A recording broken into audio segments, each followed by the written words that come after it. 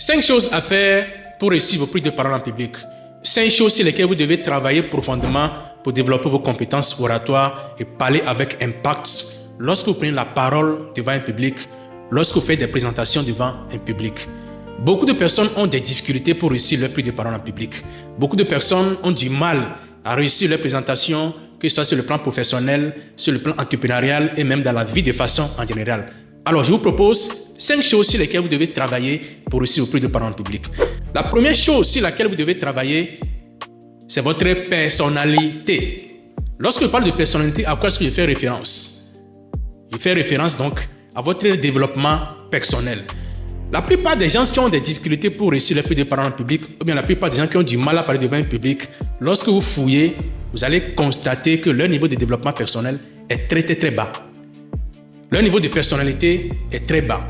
Donc, vous devez donc travailler sur votre niveau de développement personnel, votre niveau de croissance personnelle, votre personnalité. Quelle est votre identité? Quel est votre niveau de confiance?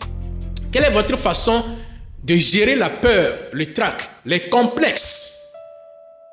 Première des choses sur laquelle vous devez travailler. La deuxième chose sur laquelle vous devez travailler, c'est votre état d'esprit, votre mentalité. Comprenez ceci. La prise de parole en public est beaucoup plus une question de personnalité, de mentalité, plus qu'une question de technique. Cela voudrait dire quoi? Vous devez donc travailler sur votre état d'esprit, votre mentalité. Les grands orateurs sont ceux qui ont une mentalité très forte, qui ont une mentalité de gagnant. Ils viennent devant un public en ayant en tête une assurance, une conviction forte de réussir leur prise de parole en public. Ils ne viennent pas devant un public avec des doutes, des hésitations, ou soit beaucoup de questionnements par rapport au fait qu'ils sont capables ou pas de réussir. Non, c'est des gens qui ont donc une mentalité assez très forte, qui résistent à tout ce qui peut être perturbateur comme élément de dehors ou bien d'extérieur. Intérieurement, mentalement, ils sont forts, ils sont solides, ils sont robustes, ils sont en place. Rien ne les dérange, rien ne les perturbe par rapport à leur état d'esprit. Troisième chose, votre body language, c'est bien ce qu'on appelle le langage non verbal. Votre posture, votre gestuelle, votre regard, l'expression de votre visage. Toutes ces choses contribuent énormément à la réussite de votre prise de parole en public. Donc, ce qu'on appelle le langage non verbal, votre gestuelle. Ça, c'est la troisième chose sur laquelle vous devez travailler. La quatrième chose sur laquelle vous devez travailler sérieusement, ce sont donc ce que je peux dire, les techniques que vous devez utiliser. Vous savez, une prise de parole en public réussie est une prise de parole en public dans laquelle on utilise des techniques, les meilleurs outils, les meilleures stratégies, les meilleures façons de communiquer.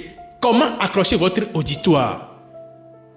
Quels sont les points sur lesquels vous devez travailler pour être beaucoup plus impactant? Quelles sont les meilleures techniques que les grands orateurs utilisent? Donc, prenez le temps d'étudier les grands orateurs que vous connaissez, que vous appréciez, que vous admirez. Voyez un peu les techniques qu'ils utilisent pour structurer les présentations, pour accrocher l'auditoire, pour raconter les histoires. Toutes ces choses-là que ces gens-là font, qui sont des excellents orateurs, vous pouvez aussi donc utiliser ces techniques.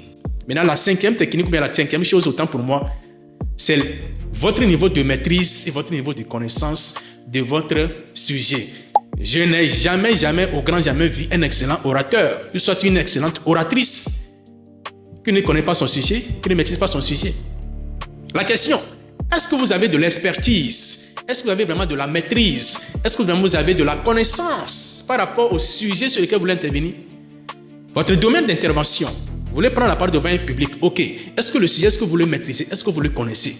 Si la réponse est non, rassurez-vous, quelles que soient les techniques que vous allez utiliser, vous allez échouer. Parce que vous ne connaissez pas, vous ne maîtrisez pas votre sujet. Donc, voilà un peu les 5 choses sur lesquelles vous devez donc travailler profondément pour réussir vos prises de parole en public.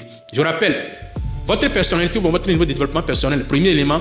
Deuxième chose, votre état d'esprit, votre mentalité. Troisième chose, votre posture, tout ce qui a trait à ce qu'on appelle le body language. Quatrième chose, les techniques que vous pouvez donc utiliser. Et donc, la cinquième chose, c'est votre connaissance ou soit la connaissance de votre sujet.